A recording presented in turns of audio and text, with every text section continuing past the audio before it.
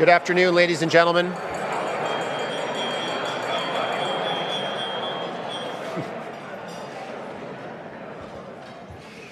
Thanks, I appreciate the very vigorous glass knocking over here. Thank you very much.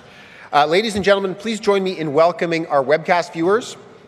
My name is Andrew Graham. I'm president of the Canadian Club of Toronto, and I'm very pleased to be your host for today. Viewers, thank you for joining us. Our focus today is on technology. It's hard to find any organization that hasn't been touched by the internet. In some cases, whole industries have been disrupted. I think a number of years ago, a number of us who were involved in the Canadian Club wondered if our organization would be disrupted by technology. The Canadian Club has been around this is our 122nd season, and I think you easily could have wondered a few years ago with the rise of platforms like YouTube and Twitter, would an organization that gets people together in the same room to listen to a speaker speak for half an hour or more still be relevant?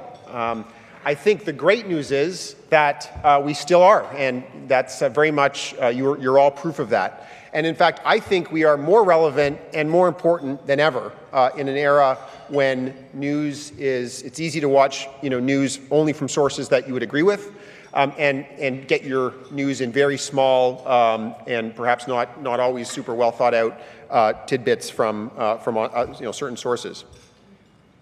I think there's something magical about getting together and hearing a thoughtful speaker like we'll have today speak at length. And there's also something magical about being around a table with people, some of whom may share your views and others may have disagreements with you. If anyone was at a table with anyone disagreeable, hopefully that didn't disrupt your lunch too much. It takes a lot of work to put on events like this. I'd like to thank the generosity of today's event sponsors, Borden Ladner Gervais, BLG, represented by Sean Weir, Davies, represented by George Addy, and Questrade, represented by Stephen Graham. I'd also like to acknowledge Google Canada, who sponsored the participation of the Youth and Young Leaders Table, joining us this afternoon from the Ryerson Leadership Lab. Where are you? Over there. Welcome.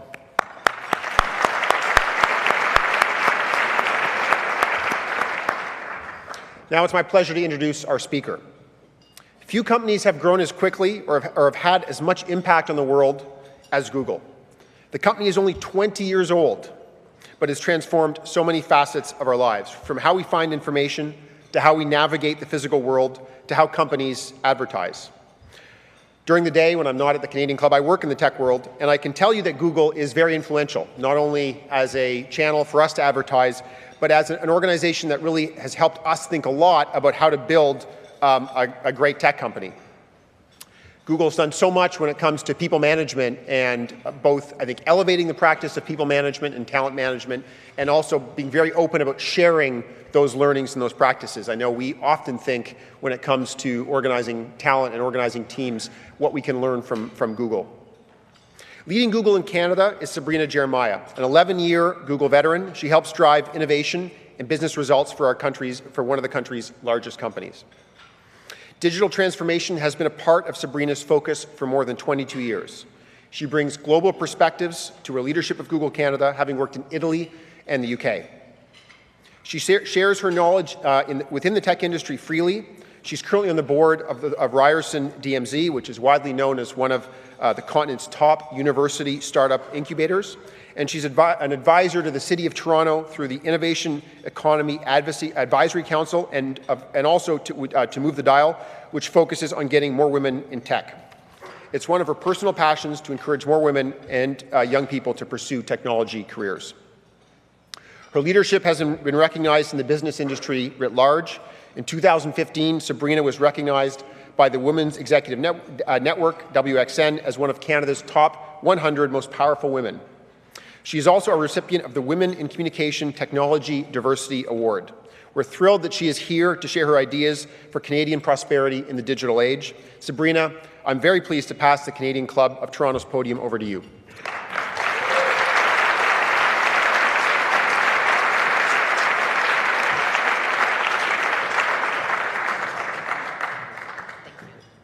All right, hello everybody.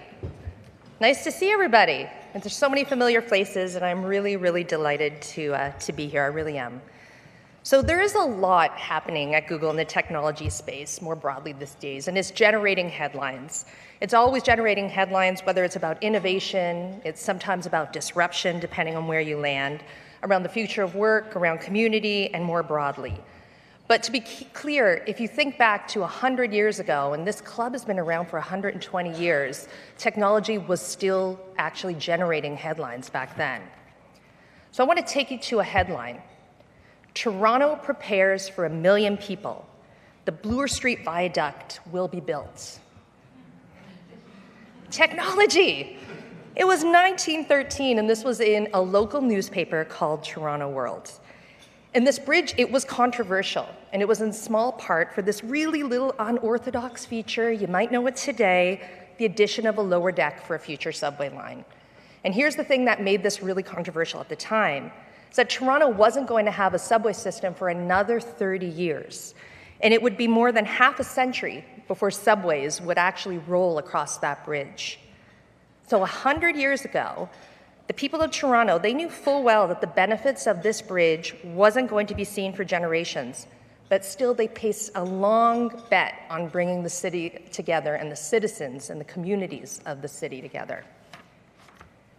So today, when we look at Canada, we face the same challenge, we face the same opportunity, but I would say unprecedented, even bigger opportunity.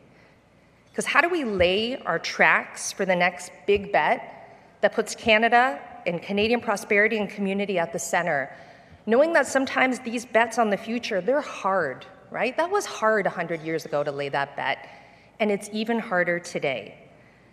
Because our prosperity in the 21st century, it depends on a similar long-term investment.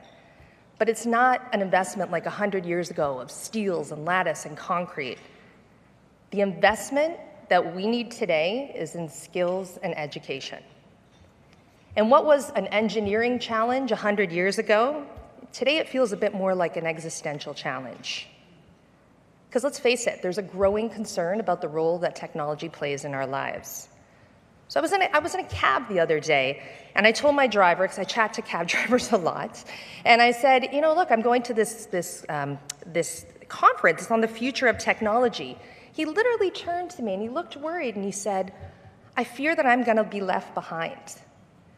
So at the same time, I'm talking to CEOs of large multinationals, of Canadian companies every single day, and they're worried that they're going to be left behind because they can't find enough smart, hardworking, adaptable, skilled workers. I mean, talk about a paradox. So this anxiety that we hold about the future, it's real and it's uncomfortable. And I'm the first person not here to tell you not to be uncomfortable, because change is absolutely unsettling. But what I do want to say is that it's okay to be at ease and to have a little bit of discomfort. Because my greatest fear is that the discomfort with change, that turns into paralysis. And then we don't pick up our tools. We don't learn how to master these tools. And then those bridges of tomorrow don't get built. And that's when we really will be left behind. So what's all this anxiety about? Well, I think it's about two things. I think it's about the scope of change, and I think it's about the pace of change as well. So 90% of Canadians use the internet, and I doubt that anybody in this room needs to be convinced about the vast benefits of the internet on Canada, on you as an individual, and on businesses. But it's good to hear a couple of numbers just to fully understand it. And at Google, we wanted to get a sense of this, so we partnered with Deloitte to do some research on our own economic impact. So in 2017, Google's search and advertising tools helped generate between $10.4 and $18.5 billion. And this is economic activity for Canadian businesses. That translates to somewhere between 112,000 and 200,000 jobs. That's just Google's impact. That is just Canada. And back in 1998, 20 years ago, we were celebrating our 20th anniversary this year, we indexed about 2.5 million websites.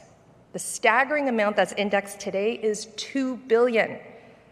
So the scope and the pace of this change is absolutely dizzying. And you know, I'm anxious too, but I'm particularly anxious that Canada is going to be left behind. Because these benefits, the benefits of these advances, they are really, really relevant to Canada. We have this small market. We're roughly the size of California, and we're spread over this giant landmass that's the size of Russia. And the internet is made for this. It's designed to overcome this challenge. It solves for distance. It solves for density. It allows for every single company in Canada to be a global company. That's a huge opportunity for every business person in this room. But Canada's not yet taking full advantage. We are not leveraging the opportunity of the open web. We have the smallest tech sector in the G7. Not even 1 in 20 out of our businesses are set up to export beyond our borders. And nearly half of Canadian small businesses, folks, they don't even have a website. So what do we do about this? So the piece I want to deal with is really focused, and it's on skills, because that's where I think we have an urgent need, and that's where a solid investment now is going to have the biggest payoff in the future. Because jobs change, but skills migrate. So I visited my dad the other weekend, and he unearthed a copy of my very first CV. It was actually yellowing, and it was on one of those dot matrix printers, you know, with the edges that are kind of a little bit surrogated. And I was 13 years old, and one of the jobs that I had listed was I had part-time work at an ad agency. So under the skills for that job, I said, the types of skills I had were secretarial work, I renovated, I collated direct mail, I even cleaned a couple of toilets. And the job that I have now, that didn't exist when I was 13 years old. So back then, it would not have been possible for me to have imagined standing here today and the skills that I would need in this role. And it's not just me, it's everybody, right? According to the World Economic Forum, 65% of children entering primary school today, they're going to be ending up working in jobs that don't even exist today. So let's put some context around that. The Canadian economy is on track to add 2.4 million jobs in the next 4 years. But virtually all of these jobs are going to require a different mix of skills than the workplace currently demands. It's that paradox again. So while I'm talking to you, one of my colleagues is talking to a bunch of bank tellers about change. So think about how you banked many years ago. You would drive in your car to the bank, you'd have your little passbook, you would go in and you would do a transaction, apply for a mortgage, and then you would go home. Well, today, the majority of those transactions, where are they happening? Yeah, everyone's got one right there in front of you, your mobile phone. So the role of the bank teller is starting to change. They need to understand the customer that's physically standing in front of them with information, data, insights, and help them solve for financial goals, for different types of things. Their job is changing. So whether it's mobile, could be machine learning, we could talk all day about automation, robotics as well. I think every sector in the Canadian economy is going to be reshaped by technology.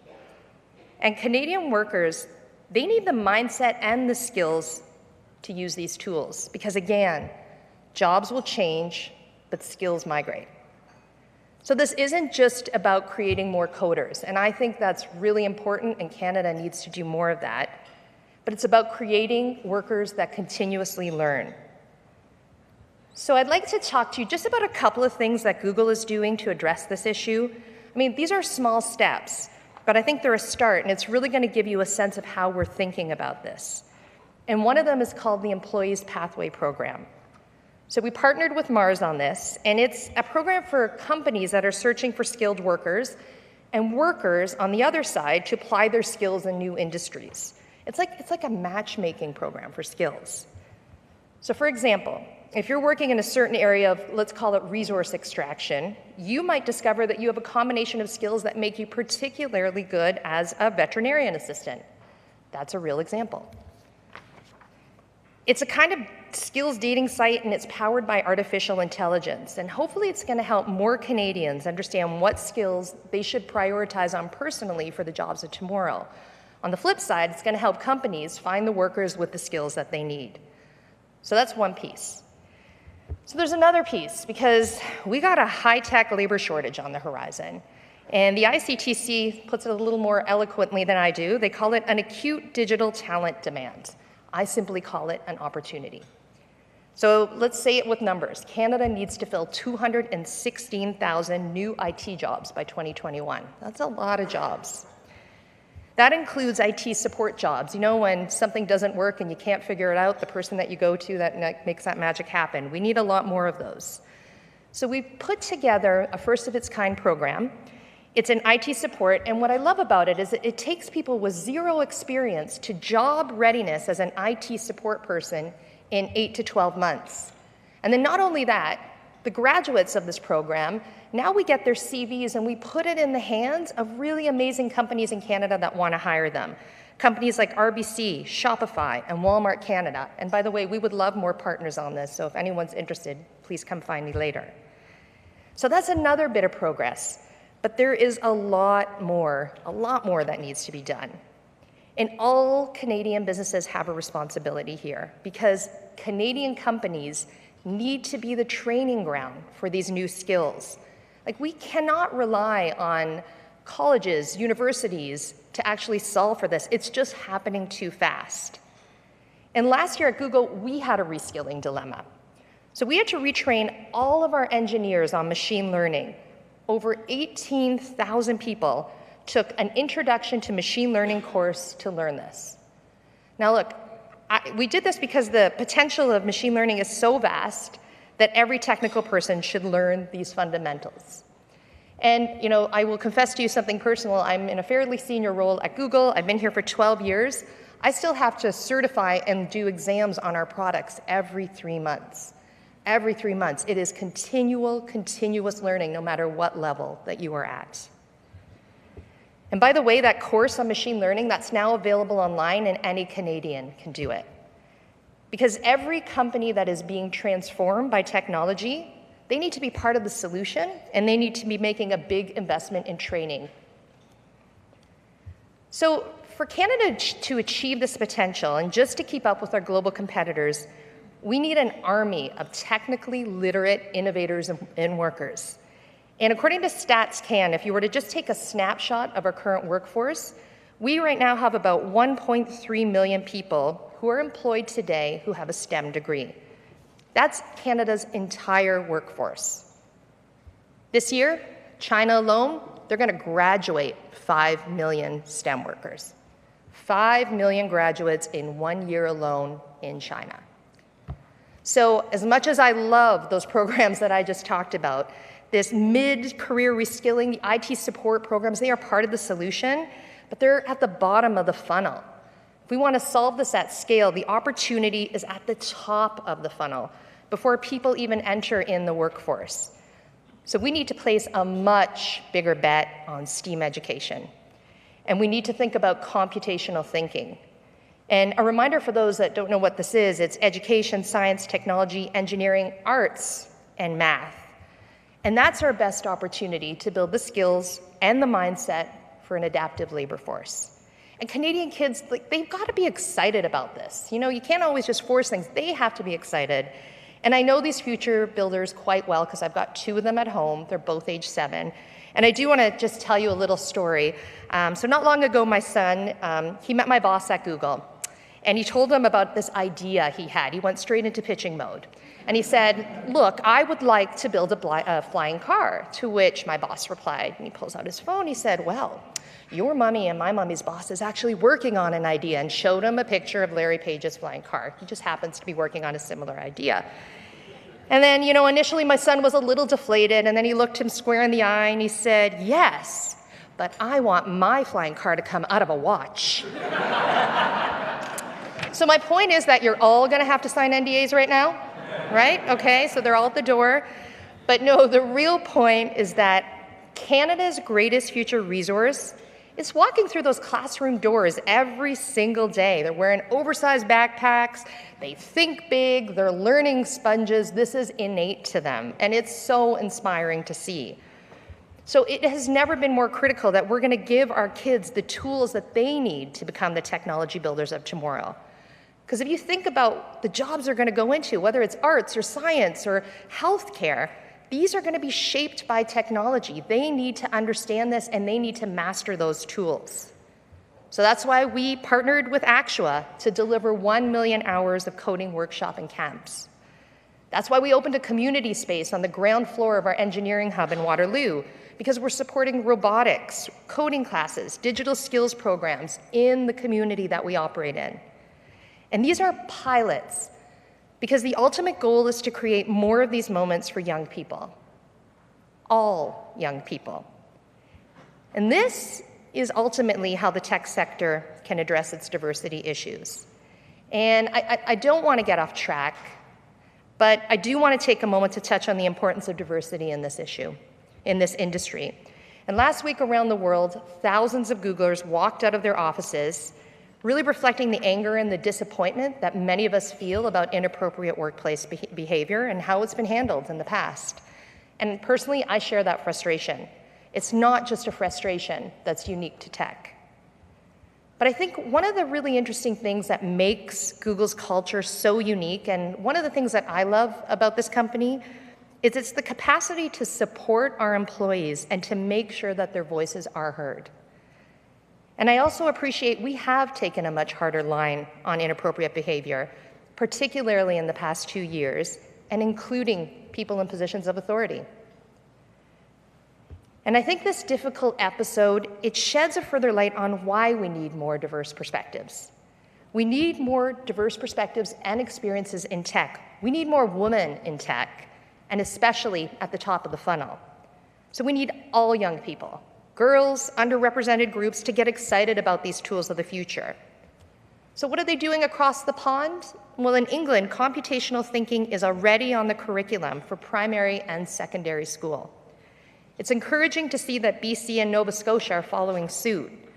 But why can't we get more provincial ministries of education to offer computational thinking in the curriculum? Seems like something we want to do, right? Because if we're serious about building those bridges of tomorrow, well, we have to build and we have to invest in the builders of tomorrow. We have to bring more STEAM and computational thinking into our classrooms. So as we lean into these challenges, it's important to remember just the incredible upside and the opportunity that we have in front of us. And I want to tell you a couple of stories that really bring this to life.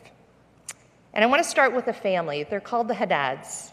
And in 2013, they had a chocolate factory. It was in Damascus, Syria, and it was bombed. So after 30 years as chocolatiers, this family fled, and they stayed in a refugee camp for 3 years. Then in 2016, they got this golden opportunity to resettle in Canada. And they moved to the small town of Antigonish, Nova Scotia. They started a new chocolate company, and I love this name because it was called Peace by Chocolate. So let me tell you how they got started. They used Google Search to source local suppliers and vendors.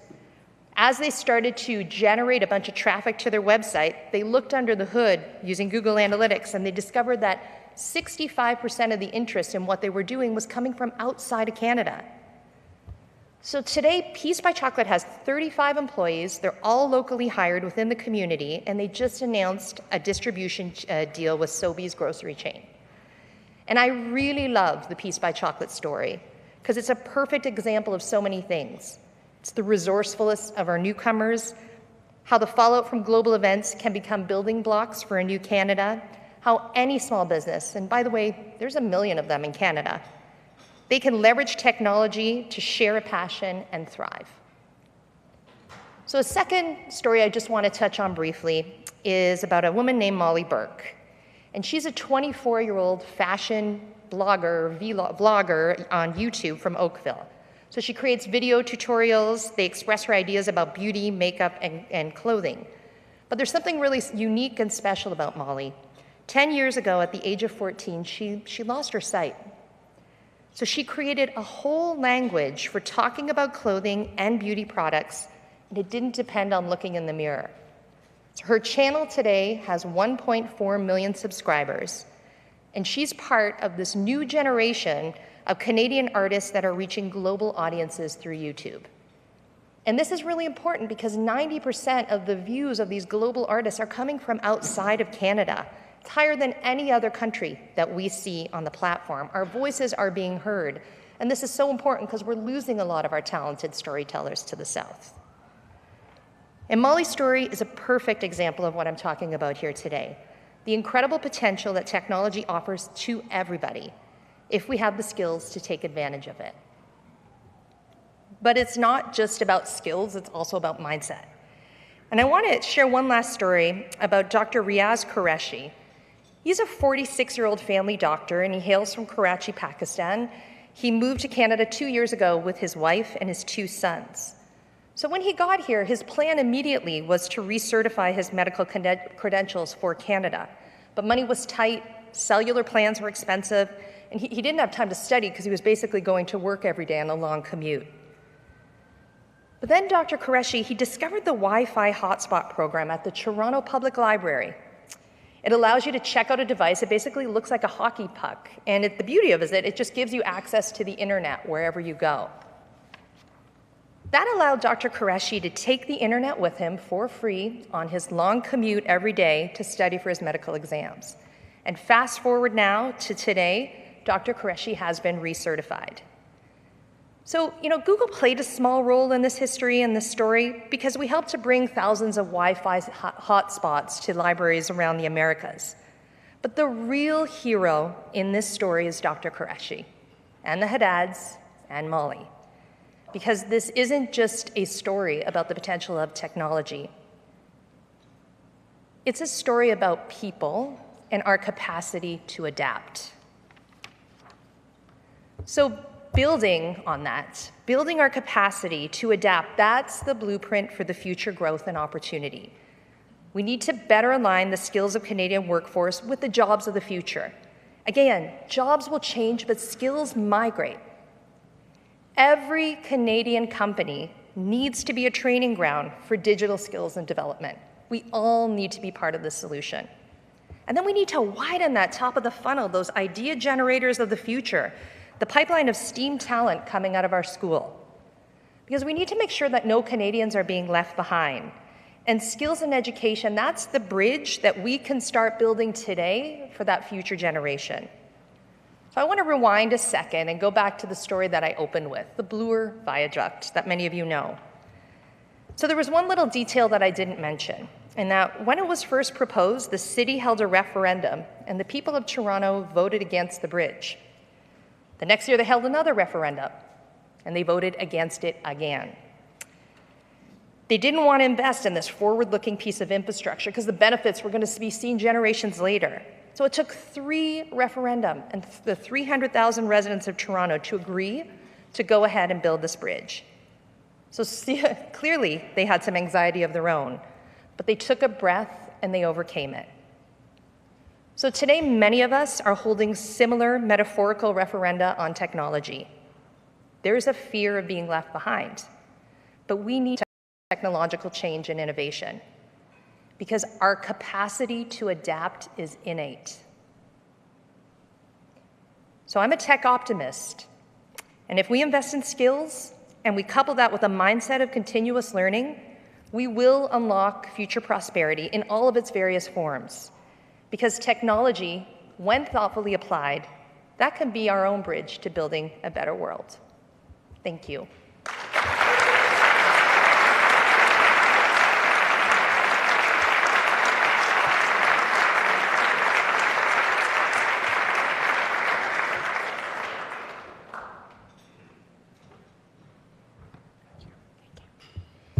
Yeah, please. Thank you for your very thoughtful remarks. We'll do a proper thank you in a minute, but first we've got, I think, a bit of time for Q&A, so we'd love to ask some of the questions that we've received. Maybe the first one really touches on an issue that I think is talked about quite a bit in the Canadian technology sector. I mean, you made the observation that there's a shortage of many skills, and you do obviously a lot in your personal life to promote Canadian tech. What's the right way for us as a country to think about the right mix between global companies coming here and setting up operations versus growing, local companies? Is there sort of a tension there, or how should we think about that? I mean, I always look at things as systems, right? We want to create a place where lots of people will learn in different places, and jobs change, skills migrates, but there are not many people who stay in the same company for 20 to 50 years anymore.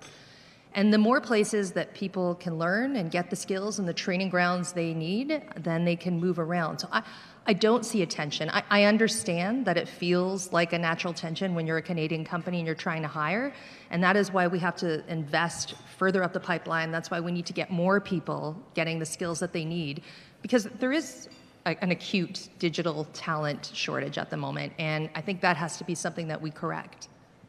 Great. A question about one of the comments you made about the need for more diversity and getting more women in at the top of the funnel. What are some things that maybe you can say more about that, and some things that we can do as a sector and as a country to do that? Yeah, this is something I'm passionate about, and there's a stat that is upsetting. We did some research in the U.S. 1% of high school girls are interested in computer science. So I talked to educators across the country about this, and anecdotally, it's probably maybe a little better, but a little bit on top of 1% is not great. So it has a branding problem. Like, girls just don't see themselves in this future, and I think what they don't realize is it's going to shape everything. If you want to be an artist, if you want to be in healthcare, if you want to be a teacher, these are just the tools of the trade of tomorrow. And what we have discovered unpacking what does get girls jazzed up about this is its role models. So every single one of you in this room talking to girls about it, showcasing more role models. It's lots of experiences in and outside of school. So coding camps, et cetera, are great, but we actually need this inside the school. And it's just giving them the confidence and to try it on over time and just not think that this is something that excludes them. And it's really, really important that we do this for girls and for all underrepresented groups. That's great. A question about the idea of being comfortable with discomfort and how we help people, especially maybe already in the workforce, do that. So, I mean, maybe the best example was what would you say, or what did you say to the taxi driver who talked about the anxiety of being left behind? I listened. I mean, these are all very personal stories, and I think what the interesting thing is about this discomfort is we feel it as workers. But on the flip side, we use this technology every day in our lives, and it's not uncomfortable at all. It was very comfortable for me to get to work today 10 minutes early because I used Waze, right? It was very comfortable for me to do a couple of searches to find out, former speakers at the Canadian Club and watch their videos on YouTube. So all of us are using it, and I think the tricky thing is that our people that we're working with, like our customers, our consumers, their expectations are really, really high, and it's set by these things that they're doing every day, like Google searches and using Waze. And then they turn to us as companies, and they want us to have the same level of digital savviness, and we're not there yet, right? And that's, I think, where the big disconnect is. Okay. What about the role of skilled foreign workers in meeting the skills gap that you talked about? I mean, that's fundamental, and we have got to continue to import talent, and I know there's a lot of discussions around the USMCA around that, and that is important that we keep that. But it's also important that we untap the Dr. Qureshi's and the other folks coming here, the Haddads from Nova Scotia. Like, these are people who came, and they didn't necessarily have those digital skills, especially the Haddads, but they became digital marketing experts to run a chocolate factory that's now a global business. And I think that is really inspiring, and it's a big opportunity for us to untap more. Maybe you can talk a bit more about Silicon Valley, and so much incredible innovation has come out of there, but I think there has been a realization in the past few years that there are some challenges around diversity. Can you talk more about your experience working and spending time there, and what some of your lessons are? Yeah, so I've been working in tech for 12 years. From my own personal experience, I would say some of the issues that we're facing for me preceded my journey into tech. But I mean, what I do see there is, I can only speak for Google because I can't speak for the industry. Like, there are really concerted efforts to fix this and to make this right. Like, nobody wants to solve this better than the folks, especially right up to Sundar. And I think what is interesting about what happened is, I'm always interested when things happen that are hard, and then people see it, and then it raises the conversation for everybody. And I hope that the good that will come out of this is that this is a watermark in the industry that, we got to make things better. And part of that starts with, you just need diverse groups in the room. I look at it at tables. Look around the table that you're sitting at right now. How many men are there? How many women are there? How many diverse people are there at your table? And I try to start by fixing the tables that I sit at. And that's a really, really good and powerful place to start. It's a great point. I can tell you that at the Canadian Club, we're very focused on, first of all, we look very closely at looking at the balance we have at the podium across the season, and also on our board and in other ways as well. I certainly share your concern and your view that it's so important. Yeah. Look, I think we've covered maybe a lot of ground here. Maybe one last question about what companies can do. So you said that companies need to be training grounds for skills. What, for a company that's not perhaps as well resourced as Google, or maybe a company that's not in the tech space, what's the right message for companies like that? Yeah. Well, I mean, I think that's just such an important, I know it's a nuanced point, but sometimes I think, you go back to like 20 years ago, you graduated, you were an accountant.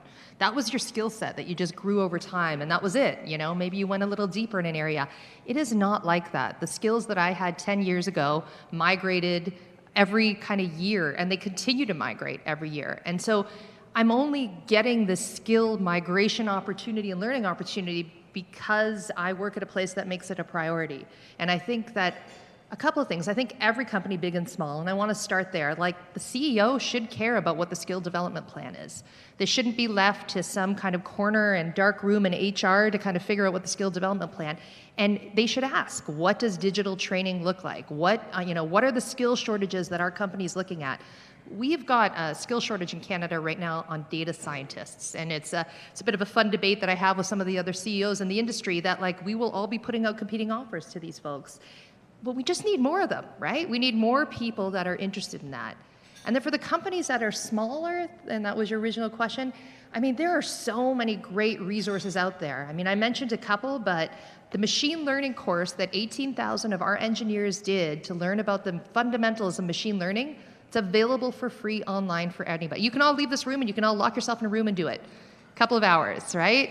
And that's the beauty of a lot of the learning. I think we're going to look back at this period and we're going to figure out how learning has changed. And I think it's going to be a combination of just doing things on your own on an online course, coupled with in-person interactions, coupled with cohorts, practicing, putting it on, getting feedback. Learning isn't linear anymore, right? It's circular. And I think companies big and small, and in fact, it might be easier for some small companies to do this because they're not impeded by a very kind of traditional structure of what learning means for their organization. And the tools are there. They are definitely there.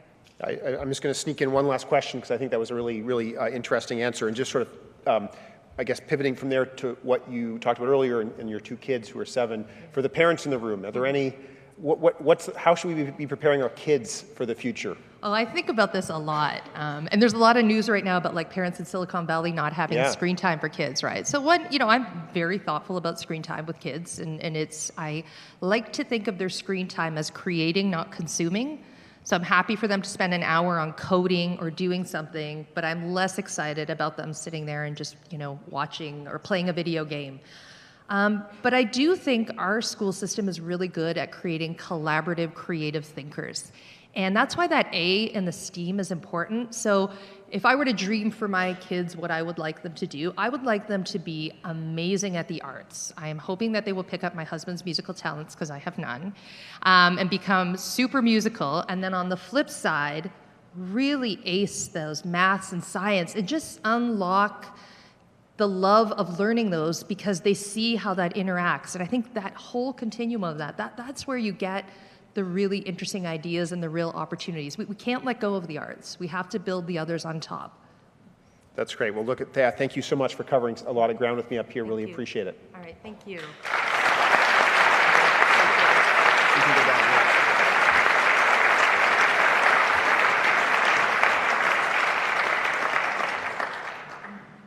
Well, Sabrina, thank you for being such a thoughtful speaker and being so thoughtful in your answers to the questions. I think you've given us all a lot to think about. I cross the Bloor Viaduct every day from where I live, coming downtown, sometimes on top, mostly on the bottom. And I'll now really, I guess, have a lot more appreciation for that. I think, I think it's kind of amazing to think of building infrastructure now in the city or really anywhere where there isn't going to be benefit for 30 or 40 or 50 years. It feels like perhaps something has changed, but the story of just having referendums until you get the answer you want may also hold lessons. I'm not sure. On a day when there's a lot of important voting going on south of us, I'm not sure what lesson to take from that. I think the question of talent and how we as a society and a country build the talent we need and build the companies and organizations we need to be successful is such a crucial one. And I think the perspective that you bring as an individual and that you bring as a leader in such an innovative and world-changing company has been really helpful and I'm sure valuable to all of us in the audience today. Really appreciate the examples you shared as well of what Google has done over its first 20 years. Really excited to see what it does over its next 20. I guess finally, thank you for your leadership in the tech industry, helping companies here grow and especially helping young people and women play a bigger role in the tech community. I'm sure we all share the view that we absolutely need more of that in this country as well. Just before we conclude, here are some highlights of some upcoming club events. Tuesday, November 13th, Marianne Turk, the National Football League's Chief Operating Officer, will join us for a talk about the league's resilience. Really interesting time to be hearing from the NFL. And finally, on Thursday, November 15th, we welcome a dynamic panel with Jim Balsillie, Louis Tetu, and André Lise Méthode speaking to Canada's innovation strategies in the 21st century. I think they'll be talking about many of the same issues that we heard about today, and I think we'll have a very interesting perspective as well. So if you've enjoyed today's discussion, that one may be very relevant as well. Just before I close, allow me to thank today's event sponsors again, Borden, Ladner, Gervais, Davies, and Questrade, and also would like to thank MediaEvents.ca, Canada's online event space, and VVC for live streaming today's event. Thank you for attending. Sabrina, thanks again. We look forward to seeing everyone again soon.